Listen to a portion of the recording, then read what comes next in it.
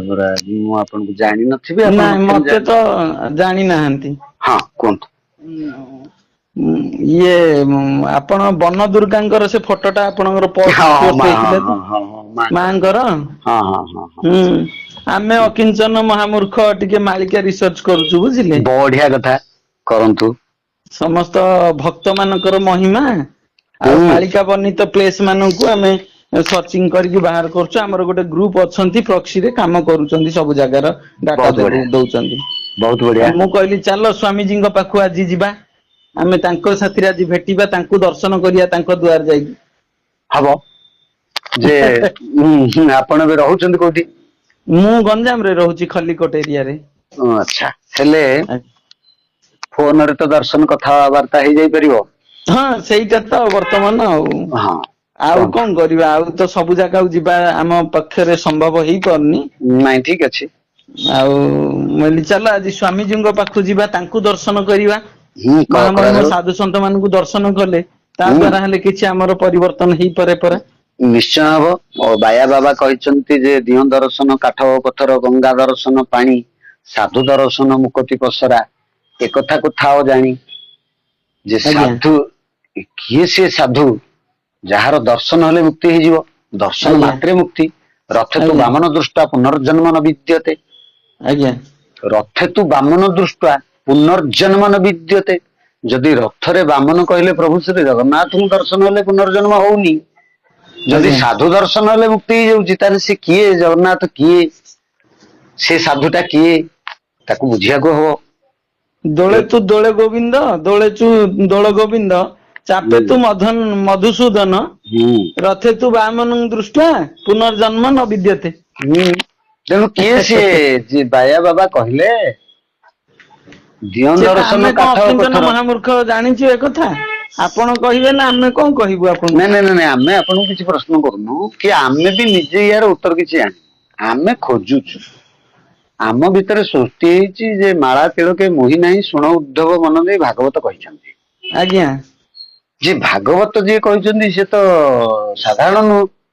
ସେ ତ ଆଜ୍ଞା କୃଷ୍ଣଙ୍କର ଜନ୍ମ ବୃତ୍ତାନ୍ତ ଏବଂ ମହାମୁନି ଜଗଦଗୁରୁ ଆଜ୍ଞା ଆଦିଗୁରୁ ଏବଂ ଆଜ୍ଞା ସେ କୃଷ୍ଣ ଦ୍ୱୈପାୟନ ବ୍ୟାସ ପରାଶରଙ୍କ ଆଜ୍ଞା ପୁତ୍ର ମହାଜ୍ଞାନୀ ଆଜ୍ଞା ସିଏ ଆଜ୍ଞା କହିଛନ୍ତି ଏକଥା ମାଳା ତିଳକେ ମୁହି ନାହିଁ ଶୁଣ ଉଦ୍ଧବ ମନ ଦେଇ କୃଷ୍ଣ କହୁଛନ୍ତି ଆଜ୍ଞା ଉଦ୍ଧବଙ୍କୁ ଆଜ୍ଞା ତାକୁ ଲେଖୁଛନ୍ତି ବ୍ୟାସ ଯଦି ମାଳା ତିଳକରେ ମୁହି ନାହିଁ ଆମେ ମାଳା ତିଳକ ବାଲା କାହିଁକି ହେଇଛୁ।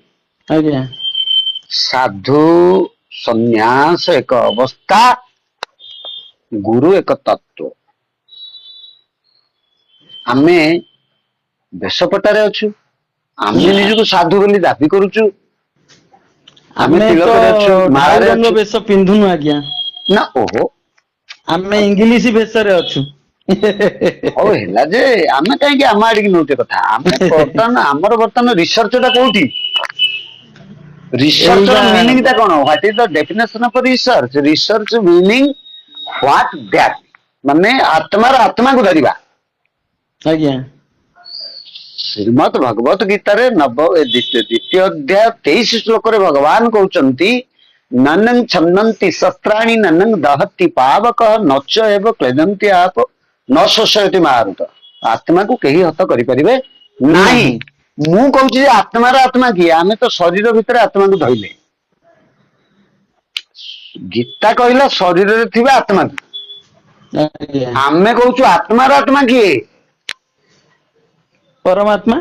ଆ ତାକୁ କହନ୍ତି ରିସର୍ଚ୍ଚ। ରିସର୍ଚ୍ଚ ତାକୁ କୁହନ୍ତି ରିସର୍ଚ୍ଚ ଆତ୍ମାର ପରମ ମାନେ ଶରୀରରେ ଆତ୍ମାକୁ ଖୋଜିବା ନୁହଁ ସେଇଟା ତ ସମସ୍ତେ ଜାଣିଛନ୍ତି। ମୁଁ ଆପଣଙ୍କ ନାଁ ଦେଖିକି ମତେ ଲାଗିଲା ଇଏ କାଳେ ତେଲେଙ୍ଗା ଲୋକ ସାଧୁ ହେଇଥିବେ। ଆଉ ଇଏ ଆମ ଓଡିଆ କଥା ବୁଝିବେ ନହେଲେ ଇଂଲିଶ ରେ କଥା ହବା। ଆପଣ କୋଉଠି ରହୁଛନ୍ତି କୋଉଠି? ମୁଁ ଭୁବନେଶ୍ୱରରେ ରହୁଛି। ଭୁବନେଶ୍ଵର କୋଉ ଜାଗା? ଯାଦବ ବିହାର। ଜୟଦେବ ବିହାରରେ ଅଛନ୍ତି ନାଇଁ ସେଠି ବାସନ୍ତୀ ମହାନ୍ତି ବୋଲି ଜଣେ ଭକ୍ତ ମଧ୍ୟ ଅଛନ୍ତି ନା କଣ ମୁଁ ଶୁଣୁଥିଲି। ଭକ୍ତ ଆଜି ପର୍ଯ୍ୟନ୍ତ ଆମେ ଭେଟିନୁ ହୁଁ ହୁଁ କାହାକୁ ହୁଁ ଆପଣ କିଛି ଦେହକୁ ନେବେନି ମୁଣ୍ଡକୁ ନେବେନି ଆଜ୍ଞା ଆପଣ ଖାଲି ଶୁଣିବେ ବାଇପାସ୍ କରାଇବେ କଥା ଗୁଡାକ। ଭକ୍ତ କାହାକୁ କହନ୍ତି ସେଇଟା ଫାଷ୍ଟ ଜାଣିବା ଦରକାର ଆମେ ଆମେ ଯିଏ ମାଳା ତିଳକରେ ଅଛୁ ବା ଫୁଲ ଡାଲା ଫଳ ଡାଲା ଧରିକିରି ଜଗନ୍ନାଥଙ୍କ ପାଖକୁ ପାଟ ପିନ୍ଧିକି ଯାଉଛୁ, ଆମେ ତାଙ୍କୁ କହୁଛୁ ଭକ୍ତ, ବଟ୍ ମୁଁ ସେଥିରେ ରାଜି ନୁହଁ। ସେମିତି ଲକ୍ଷାଧିକ ଲୋକ ଯାଉଛନ୍ତି, କିନ୍ତୁ ଲକ୍ଷାଧିକ ଲୋକଙ୍କ ଭିତରେ ଜଣେ ଲୋକ ନଡିଆ ପଠେଇଥିଲା, ତା ନଡିଆଟାକୁ ନେଇଗଲେ ଭକ୍ତ ଦାସିଆର। ଜଣେ ଲୋକ ବାଲିରେ ରଥ କରିକି ଡାକିଦେଲା, ତା ରଥରେ ବସିଗଲେ। ଜଣେ ଲୋକ ଯାଇପାରିଲାନି 750 କୋଶ ଚାଲି ନ ପାରଇ, ମୋହ ଯିବା ଯାଏ ତୁମ ରଥ ଥିବର ଏଇ ଜଗବନ୍ଧୁ ଏ ଗୋସାଇଁ ଚାଲ ବେଗ। ଆମେ ତାଙ୍କୁ ଭକ୍ତ ବୋଲି ଜାଣିଛୁ। ଆମେ ଭକ୍ତ ବୋଲି ଜାଣିଛୁ ଇଏ କାହାକୁ ଭକ୍ତ ଦାସିଆକୁ। ଆମେ ଜାଣିଛୁ ସାଲବେଗଙ୍କୁ ଭକ୍ତ ହିସାବରେ। ଆମେ ଜାଣିଛୁ ବଳରାମ ଦାସଙ୍କୁ, ଆମେ ଜାଣିଛୁ ଅଚ୍ୟୁତ ମହାପୁରୁଷଙ୍କୁ ଭକ୍ତ ହିସାବରେ। ଆମେ ଏଇ ଯୋଉ ଦାସିଆ ପଳେଇ ତଥାକଥିତ ଆସିଲେଣି ଭକ୍ତ, ବା, ଦାସିଆ ପଳେଇ ଆସିଲେଣି, ବାଙ୍କିରେ ଅଛନ୍ତି। ନା ଏମିତି ଲୋକ ବହୁତ କଥା କହୁଛନ୍ତି, ଆମେ ଏ ନା କଥା ନା ସବୁ ନା ନା, ଶୁଣୁଛୁ। ମାଳିକା ଯାହା ଲେଖିଛି ଆଜ୍ଞା, ଆମର କିଛି ନିଜ ମାଳିକା କଥା ନାହିଁ। ଲେଖିନି, ମାଳିକା ଲେଖା କାହା ପାଖରେ ନାହିଁ। ଆପଣ କିଛି ଖରାପ ଭାବିବେନି, ରିସର୍ଚ୍ଚ ବିଷୟରେ କେହି କିଛି ଜାଣନ୍ତି। ମାଳିକା କାହା ପାଖେ ନାହିଁ। ଇଏ ଯାହା ସବୁ ବୁଲୁଛି, ଏ ବାଳିକା ବୁଲୁଛନ୍ତି। ମାଳିକା ଯାହା ଅଛି ସେ ସବୁ ଅଛି ଯୋଉଠି ଆମେ ଜାଣିଛୁ, ଏବଂ ଅଚ୍ୟୁତ କୋଉଠି ଅଛନ୍ତି ସେ କଥା ମଧ୍ୟ ଆମେ ଜାଣିଛୁ। ଏବଂ ସେ ଯୋଉ ଅରିଜିନାଲ ମାଳିକା କାହା ପାଖରେ ପହଞ୍ଚିନି, ଏବଂ ସେ ଗୁପ୍ତରେ ଏବେ ବି ଅଛନ୍ତି। ଇଏ ଯିଏ ଚାଲିଛି ସବୁ ହେଳିକି ଚାଲିଛି, ଏଥିରେ ଆମେ ରାଜି ନୁହଁ। ଏବଂ ମୋର ପ୍ରଫେସନ ଟା ଆଗେ ଶୁଣନ୍ତୁ। ମୁଁ ଦୀର୍ଘ, ଆପଣ ଗଞ୍ଜାମର କୋଉ ଏରିଆ ମତେ କହିଦିଅନ୍ତୁ, ମୁଁ ଏବେ କହିଦେବି। ଆପଣ କୁକୁଡା ଖଣ୍ଡି ଏରିଆ ଜାଣିଥିବେ? ସିଆଡେ ବ୍ରହ୍ମପୁର ଲାଇନ, ଆମର ଏଇଟା ଖଲିକୋଟ ଏଣ୍ଟ୍ରି ପ୍ରବେଶ ଦ୍ୱାରରେ ଆମେ ବସିଛୁ। ଖଲିକୋଟ ଲାଇନ, ଆଚ୍ଛା। ଆଜ୍ଞା, ଖଲିକୋଟ ଆପଣଙ୍କର ଆପଣ କବି ନାରାୟଣୀ ସୂର୍ଯ୍ୟ, ପରେ ହଁ ମୁଁ ଜାଣିଛି କବି ସୂର୍ଯ୍ୟ ନଗର ନାଇଁ ନାଇଁ ନାଇଁ, ଆପଣ ଏରିଆ। ଆମେ ପ୍ରବେଶ ଦ୍ୱାରରେ ବସଛୁ, ଆମକୁ କ୍ରସ କଲେ ଆପଣ ଗଞ୍ଜାମ ପ୍ରବେଶ କରିବେ। ହଁ ହେଲା, ଯେ ଆମେ ଯୋଉ କୁକୁଡା ଜାଗାରେ ଖଣ୍ଡିରେ ବସିଛୁ। ଗୋଟେ ଆଜ୍ଞା। ପାନାସିଆ କମ୍ପାନୀ, ପଣ୍ଡା କମ୍ପାନୀ ଥିଲା। ହଁ ପଣ୍ଡା ପାନାସିଆ ତ ପଣ୍ଡା, ହଁ, ଜାଣିଛନ୍ତି ସେ କମ୍ପାନୀ ଟା କଣ? ନା ମୁଁ ଜାଣିନି। ହଉ, ମୋର ପ୍ରଫେସନ ହଉଛି born I am investigative journalist near about to 30 years old। ମୁଁ ସାମ୍ବାଦିକତା ଜୀବନ, ପୁଣି ଅନୁସନ୍ଧାନ ମୂଳକ ସାମ୍ବାଦିକତା ଜୀବନ, ସମାଜ ଓଟିଭି ଠାରୁ ଆରମ୍ଭ କରି ବହୁ ଜାଗାରେ କରିଆସିଲି ଏବଂ ବହୁତ କଥା କଲି। ସେ କମ୍ପାନୀ ନା କାହିଁକି କହୁଛି, ସେମାନେ ସବୁ ଜିଞ୍ଜର ହଜମ କରେଇବା ଔଷଧ ତିଆରି ନାଁରେ ମଦ ତିଆରି କରିକି ବିକ୍ରି କରୁଥିଲେ, ଏବଂ ରାଜ୍ୟ ସରକାର ତାଙ୍କୁ ଅନୁମତି ଦେଇଥିଲା ଔଷଧ ତିଆରି ହଁ ପାଇଁ। ହଁ ହଁ ହଁ। ସେମାନେ ମଦ ତିଆରି ଥିଲେ, ଏବଂ ସେ ଜିଞ୍ଜରକୁ ଆମେ ଧରିଥିଲୁ, ଏବଂ 108 କମ୍ପାନୀରେ ଚାବି ଆମେ ପକେଇଛୁ। ଏଥିରେ ଗର୍ବ ଓହୋ ଅହଙ୍କାର କିଛି ନାହିଁ। ଯୁଦ୍ଧ କରିଛୁ। ଅର୍ଜୁନ କହୁଛି ଯେ ମୁଁ ମହାଭାରତ ଯୁଦ୍ଧରେ ରଥି ଥିଲି, ମୋର ସାରଥୀ ଥିଲେ କୃଷ୍ଣ। ଏଥିରେ ଗର୍ବ ଅହଙ୍କାର ନାହିଁ, କଥାଟା କୁହାଯାଉଛି। ହୁଁ ଏବଂ ଜଗନ୍ନାଥଙ୍କର ଯୋଉ ୱେଷ୍ଟବେଙ୍ଗଲ ଏବଂ ଓଡିଶା ଭିତରେ ରସଗୋଲା ଲଢେଇ, ସେଇଟା ଆମେ କରୁଥିଲୁ। ଏବେ କୋଣାର୍କ ମନ୍ଦିରରୁ ଯୋଉ ବାଲି ବାହାରୁଛି, ସେଇଟା ଆମେ କରୁଥିଲୁ। ଏବଂ ଅଚ୍ୟୁତଙ୍କର ଯୋଉ ସବୁ ଚାଲୁଛି ଲୀଳା, ତାଙ୍କୁ ଲୀଳାକୁ ସବୁ ଯିଏ ଯିଏ ସବୁ କରୁଛନ୍ତି, ସବୁ ଆଟାକ ହଉଛି। ଅନେକ ଗ୍ରୁପ ରେ ଆଟାକ ତାଙ୍କୁ କରାହଉଛି, କାରଣ ଭଣ୍ଡ ଗୁଡେ ବାହାରିଛନ୍ତି। ହାତୀ ମଲେ କୋଟି କୋଟି ପୋକ ହେବେ, ହାତୀ ମଲେ କୋଟି କୋଟି ଗଣଗଣିଆ ବସିବେ, ମହୁମାଛି ଗୋଟେ ବସିବେନି, ଏଇଟା ମନେ ରଖନ୍ତୁ। ମହୁମାଛି ଫୁଲ ଖୋଜିବ ଏବଂ ବସିବ। ରିସର୍ଚ୍ଚ କଣ, ଆମ ପାଖେ ସବୁ ତଥ୍ୟ ଅଛି, ଏବଂ ରିସର୍ଚ୍ଚର ସବୁ ଫର୍ମାଟ ଆମ ପାଖେ ଥୁଆ ହେଇଛି। ଏବଂ କଣ ଅଚ୍ୟୁତଙ୍କର ଲୀଳା ଏବଂ ଅଚ୍ୟୁତଙ୍କର ପୋଥି କଣ ଆମକୁ ଜଣାଅଛି, କୋଉ ପୋଥିରେ କଣ ଲେଖା ହେଇଛି, ଏବଂ ଏବେ ଯାହା ଲେଖା ହେଇକି ବୁଲୁଛି ତାକୁ ଲେଖିଛି କିଏ, କଣ ଲେଖା ହେଇଛି, ସେ ମଧ୍ୟ ଆମ ପାଖେ ଅଛି। ବ୍ରହ୍ମପୁରରେ ଗୋଟେ ସୁବର୍ଣ୍ଣ ପ୍ରେସ ଥିଲା, ଜାଣିଛନ୍ତି ତା ନା? ନା ନା ଜାଣିନି। ଆମ ବ୍ରହ୍ମପୁର ଗଞ୍ଜାମ ଲୋକ। ନା ଗଞ୍ଜାମ ଲୋକ ହେଲେ ଉଣେଇଶହ କଣ ହେଲା? 1962 ମସିହାରେ ସିଏ ପ୍ରେସ ଥିଲା, 1919 ମସିହାରୁ। ଏବଂ ଯୋଉ ସେ କଥା ଆମେ ପ୍ରେସରେ ଜନ୍ମ ବି ହେଇନୁ, ଆମେ କେମିତି ଜାଣିବୁ ତାକୁ? ରିସର୍ଚ୍ଚ କେମିତି ହବ, ଯେ ସେ ପ୍ରେସରେ ବହୁତ ବଡ ବଡ ଜିନିଷ ଛପା ହେଇଛି। ସେଥିରେ ଗୋଟେ ଅଚ୍ୟୁତଙ୍କର ପୋଥି ଛପା ହେଇଥିଲା ସେ ପ୍ରେସରେ। ସେ ବହି, ସେ ଯୋଉ ଛପା ହେଇଥିଲା, ମାନେ ତାଳପତ୍ରରୁ କାଗଜକୁ, ସେ ବହି ସେ ପୋଥି ଆମ ପାଖେ ଅଛି। ବଳରାମ ଦାସଙ୍କର ଗୋଟେ ଗୁପ୍ତ ଭାଗବତ ଛପା ହେଇଥିଲା, ତା ନା ବ୍ରହ୍ମାଣ୍ଡ ଭୂଗୋଳ। ମୁଁ ନାଁ କହିଦଉଛି ଶୁଣନ୍ତୁ, ସିଏ ଓଡିଶାରେ ଆଉ କୋଉଠି ନାହିଁ, ସେଟା ଆମ ପାଖେ ଅଛି। ହଁ, ବଳରାମ ଦାସଙ୍କର ବ୍ରହ୍ମାଣ୍ଡ ଭୂଗୋଳ ଆମ ପାଖେ ଅଛି, ଆପଣ ଖୋଜିକି ବାହାର କରନ୍ତୁ, ଆମ ପାଖେ ଅଛି। ସେ ଗୁପ୍ତ ନା, ଭାଗବତ ମୋ ପାଖରେ କୌଣସି ପୋଥି ନାହିଁ। ହେଲା। ଏବଂ ଇଏ ଯୋଉ ପୋଥି ପୋଥି ଯୋଉମାନେ ଚିତ୍କାର କରୁଛନ୍ତି କେହି କିଛି ଜାଣିନାହାନ୍ତି, ଏଗୁଡା ସବୁ ମିଛ, ସବୁ ଡ୍ରାମା। ପ୍ରଳୟ ହେଇଯିବ, କଣଟା ହେଇଗଲା? ପ୍ରଳୟ କଣ ହଉନି? ବାଳ କେମିତି ପାଚିଲା ତମର? ପ୍ରଳୟ ହେଲାନି, ବାଳ କେମିତି ପାଚିଲା? ତମେ ତ ବହୁତ କଥା ଜାଣିଛ, ବାଳ କୋଉ ଦିନ ପାଚିଲା କୁହ? ତମ ମୁଣ୍ଡର ବାଳ, ଆଉ ତ କାହା ବାଳ ନୁହଁ, ତମ ମୁଣ୍ଡ ବାଳ କୋଉ ଦିନ ପାଚିଲା କୁହ? କହିପାରିବନି। କଣ ତମେ କହିପାରିବ? କଣ ତମେ କହିପାରିବ? ପୋଥି ପୋଥି କଣ? କି ପୋଥି? କୋଉ ପୋଥି? ଅଚ୍ୟୁତ କିଏ? ତୁମେ କିଏ? ଅଚ୍ୟୁତ ଯାହା ଲେଖିଲା ତମେ ଏମିତି ବୁଝିଗଲ? ଏମିତି ପ୍ରଳୟ ସବୁ ତମେ ବୁଝି ଯାଇଛ? ପ୍ରଳୟ ଲୋକଙ୍କୁ ଡରଉଛ? ଫାଜିଲାମି ବନ୍ଦ କର, କାରଣ ତମ ପାଳି ଆଗେ ପଡିବ। ତମେ ଯିଏ ଏଇ କଥା କହିକି ଲୋକଙ୍କୁ ଡରଉଛ, ମିଛ କହିକି ରୋଜଗାର ବନ୍ଦ କର, ସଫା ହେଇଯିବ। ତେଣୁ ଇଏ ଯୋଉ ଜଗତର କଥା, ଇଏ ଜଗତ ଗୁପ୍ତ କଥା, ଇଏ ରାଜବିଦ୍ୟା, ରାଜଗୁପ୍ତ। ଇଏ ବିଦ୍ୟାଟା ହଉଛି ରାଜବିଦ୍ୟା ଏବଂ ଗୁପ୍ତଟା ହଉଛି ରାଜଗୁପ୍ତ। ରାଜଗୁପ୍ତଟା ତମେ କେମିତି ପାଇଗଲ? ତମେ ଏତେ ଉଇ ହୁଙ୍କା ହେଇଗଲା ବାଲ୍ମୀକି ପାଇବାକୁ, ତମେ ପାଇଗଲ? ହଁ, ଅଚ୍ୟୁତ ମହାପୁରୁଷ ପାଇଲା ବେଳକୁ କେତେ ବର୍ଷ ଲାଗିଲା କୁହ? ଅଚ୍ୟୁତ ମହାପୁରୁଷ 3ଟା ଶିଷ୍ୟରୁ 4ଟା କରିପାରିଲେନି, ତମେ ଲକ୍ଷାଧିକ ଶିଷ୍ୟ କରିଛ। ତମର ଶହ ଶହ ଶିଷ୍ୟ ବୁଲୁଛନ୍ତି, ଗେଲ ଲାଗିଛି କି? ଇଏ ସାଧନା ଗେଲର ସାଧନା ନୁହଁ, ଇଏ ଶରୀର ତତ୍ଵର କଥା। ଆଉ ଏଥିରେ ଇଏ ଯୋଉ ଭୁଚରି ଆମର ମା ବନ ଦୁର୍ଗା କହୁଛନ୍ତି, ଆମେ କାହା ଉପରେ କିଛି କହିବାକୁ ଚାହୁଁନୁ। Everybody is part of God, everybody is part of God. ସମସ୍ତଙ୍କ ମୁଣ୍ଡ ଉପରର ଆକାଶ ପାଦ ତଳର ମାଟି ସମାନ। ସମସ୍ତଙ୍କ କଲିଜା ଆଖି, ସମସ୍ତଙ୍କର ହୃଦୟ, ସମସ୍ତଙ୍କର ହାତ, ସମସ୍ତଙ୍କର ପ୍ରାଣବାୟୁ ସମାନ।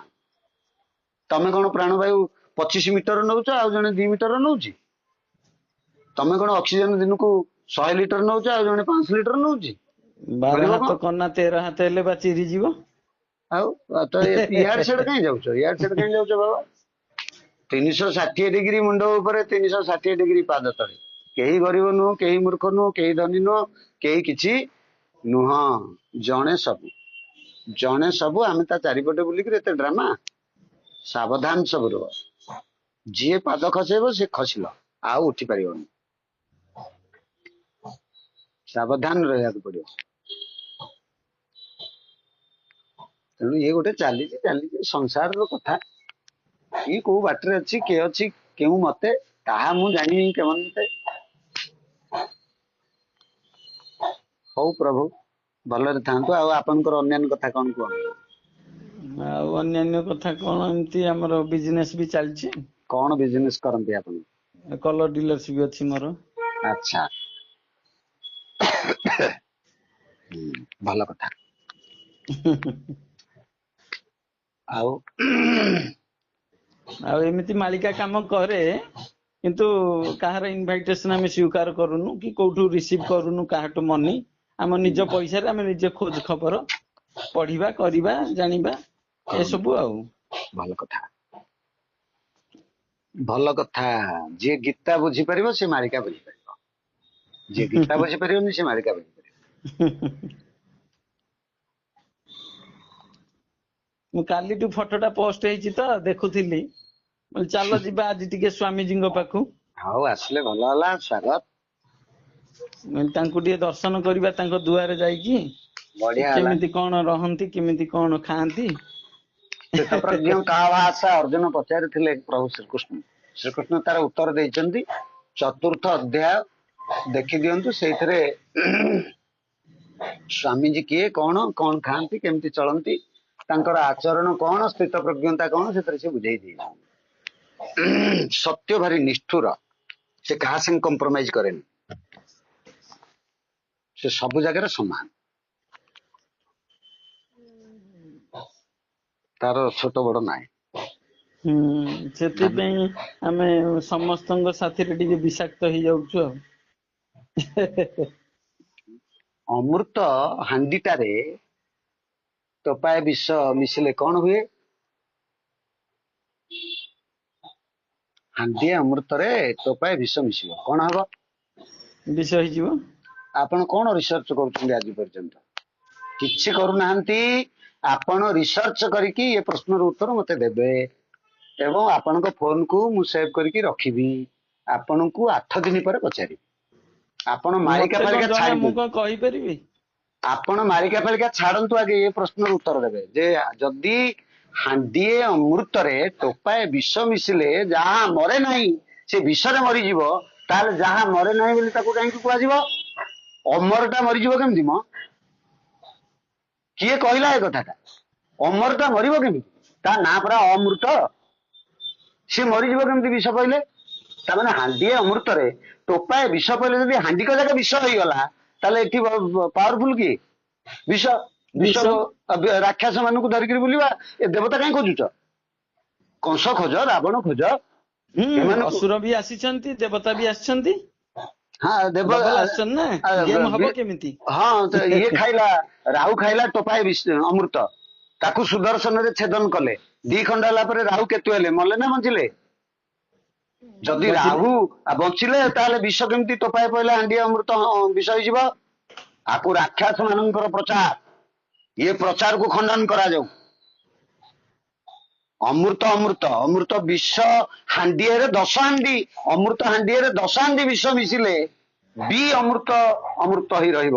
ଏଇଟା ପ୍ରଚାର ହବା କଥା, ଏଇଟା ପ୍ରଚାର ହବା କଥା। ହାଣ୍ଡିଏ ବିଷରେ ଟୋପାଏ ଅମୃତ ପଇଲେ ବିଷ ହାଣ୍ଡିକ ଅମୃତ ହେଇଯିବ, ଏଇଟା ପ୍ରଚାର ହବା କଥା। ଜଣେ କୃଷ୍ଣ ଏ ଜଗତକୁ ଆସିଥିଲେ, ଜଗତଟାକୁ ଅମୃତମୟ କରିକିରି ଗଲେ। ଜଣେ ଜଣେ ରାମ ଆସିଥିଲେ, ଗୋଟାଏ ଯୁଗକୁ ଅମୃତମୟ କରିକି ଗଲେ। ଜଣେ ବୁଦ୍ଧ ଆସିଥିଲେ, ଯୁଗଟାକୁ ଅମୃତମୟ କରିକି ଗଲେ। ଜଣେ ଶଙ୍କରାଚାର୍ଯ୍ୟ ଆସିଥିଲେ, ଅମୃତମୟ କରିକି ଗଲେ। ତମେ କୋଟି କୋଟି ଲୋକ କରୁଛ କଣ? ଏଇଟା ହଉଛି ରିସର୍ଚ୍ଚ। ସିଏ ତ ଆସିଛନ୍ତି, ତାର ବେଳକୁ ସିଏ ସବୁ ସମାଧାନ କରିବେ, ଆଉ ଆମେ ହଁ, କଣ କରିପାରିବା? ରିସର୍ଚ୍ଚ ଏଇଟା। ଆପଣ ରିସର୍ଚ୍ଚ ଏଇଟା କରନ୍ତୁ, ଅମୃତଟା ବିଷ ହେଇଯିବ, ଏ ଧାରଣାକୁ ପରିବର୍ତ୍ତନ କରନ୍ତୁ ସମାଜରେ। ଯୋଉ ଲୋକ କହିବ, ସମସ୍ତଙ୍କୁ ପ୍ରଶ୍ନ କରନ୍ତୁ, ହାଣ୍ଡିଏ ଅମୃତରେ ଟୋପାଏ ବିଷ ମିଶିଲେ କଣ ହବ? ସେ କହିବ ବିଷ ହବ। ଆପଣ ଯେମିତି କହିଲେ, ତାକୁ କୁହନ୍ତୁ କେମିତି ହବ ବୁଝା। ଯଦି ହେଇପାରୁନି ଏକଥା କହୁଛ କେମିତି? ଏବଂ ମାନି ଯିବାରୁ ମୁକ୍ତ ହୁଅ। ତମେ ମାନି ଯାଇଛ ଏ କଥାଟାକୁ ବୋଲି ତମ ପାଟିରୁ ବାହାରୁଛି, ତମେ ପରୀକ୍ଷା କରିନ। ପରୀକ୍ଷା କର, ହାଣ୍ଡିଏ ଅମୃତରେ ଟୋପାଏ ବିଷ ମିଶା। ଆଚ୍ଛା, ତମେ ଅମୃତ ଆଣିବ କୋଉଠୁ? ତମେ ଆଣିବ କୋଉଠୁ ଅମୃତ ଯେ? ବିଷ ସବୁ ଜାଗାରେ ଆଣିପାରିବ? ଅମୃତ ଅଛି। ଆଣିକି ପରୀକ୍ଷା କର। ପରୀକ୍ଷା ଯଦି ଅଛି ଆଣିକି ପରୀକ୍ଷା କର। ଚାଲ। ଆଉ କିଛି ନ କରି ତମେ ଜଗନ୍ନାଥକୁ ସଂସାରରେ ବି ଜଗନ୍ନାଥ ଅଛି, କହୁଛ, ତମେ ସଂସାରରେ ଅଚ୍ୟୁତକୁ ବି ଅଛି, ଅଚ୍ୟୁତ ଆମ କହୁଛ। ପାଖରେ ବି ଅଚ୍ୟୁତ ଅଛି। ବିଷୟରେ କଣ ଜାଣିଛ ତମେ? ଯାହା ଆଜ୍ଞା। ବିଚ୍ୟୁତ ନୁହେଁ, ଯାହା ବିଚ୍ୟୁତ ନୁହେଁ ତାହା ଅଚ୍ୟୁତ। ତମେ ଅଚ୍ୟୁତ ଅଚ୍ୟୁତ କଣ ଅଚ୍ୟୁତ? ଯିଏ ବିଚ୍ୟୁତ ହବ ନାହିଁ ସେ ଅଚ୍ୟୁତ। ବା ସେ ଯିଏ ବିଚ୍ୟୁତ, ଚ୍ୟୁତ ନୁହଁ ସିଏ ଅଚ୍ୟୁତ। ହଁ, ସେ ପୁରା ବିଚ୍ୟୁତ ହବ। ଯେ ଚିତ୍ତ ନୁହେଁ, ଯେ ଚିତ୍ତ ନୁହେଁ, ତମେ ତା ବିଷୟରେ କିଛି ଜାଣିନ। ତମେ ମାଳିକା କଣ, ମାଳିକା ପୋଥି କି ପୋଥି? ଆସ ଆମ ସାଙ୍ଗରେ ବସ, କଥା ହବା, ଆଖିକି ଆଖି ମିଶାଅ, ଦର୍ଶନ କର, ପହଞ୍ଚ ସେଠି।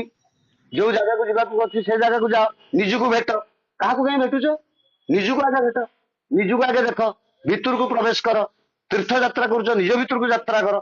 କାନ ଅଛି ବାହାର କଥା ଶୁଣୁଛ, ଆଖି ଅଛି ବାହାରକୁ ଦେଖିଲ, ପାଦ ଅଛି ବାହାରକୁ ଗଲ, ହାତ ଅଛି ବାହାର କାମ କଲ, ଭିତରକୁ କର ସବୁ, ଭିତରକୁ ଶୁଣ, ଭିତରକୁ ଚାଲ, ଭିତରକୁ ଦେଖ, ସେଗୁଡାକରେ ଲାଗିଯାଅ।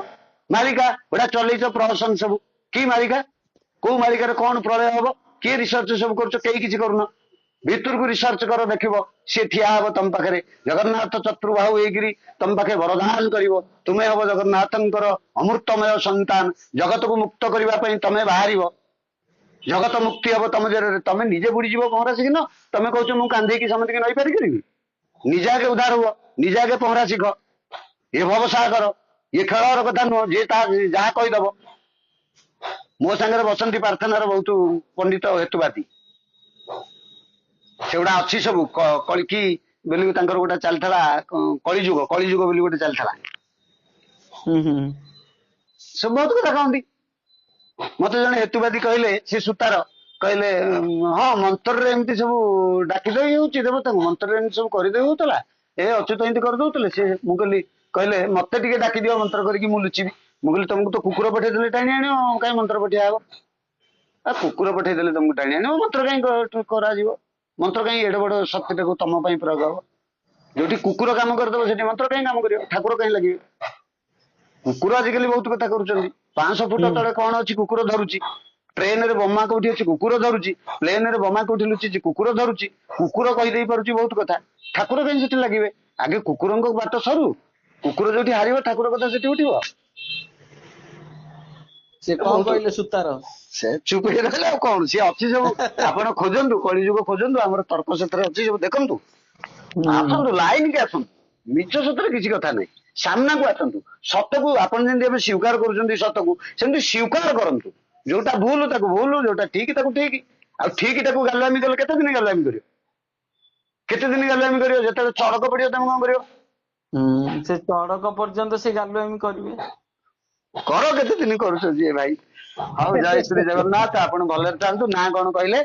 ମୋ ନାଁ ଦେବରାଜ ସାହୁ। ଦେବରାଜ ସାହୁ। ହଁ, ହଉ, ଗଞ୍ଜାମ ଖଲିକୋଟ ଏରିଆର କେଶପୁର ଛକରେ ମୋର ଆମେ ଦୋକାନ ଅଛି। ହଁ, ଆମେ ଦେବରାଜ ସାହୁଙ୍କ ନାଁରେ ସେଭ୍ କରି ରଖୁଛୁ, ମଝିରେ ମଝିରେ କଥା ହବା ଆଉ। ଜୟ ଶ୍ରୀ ଜଗନ୍ନାଥ।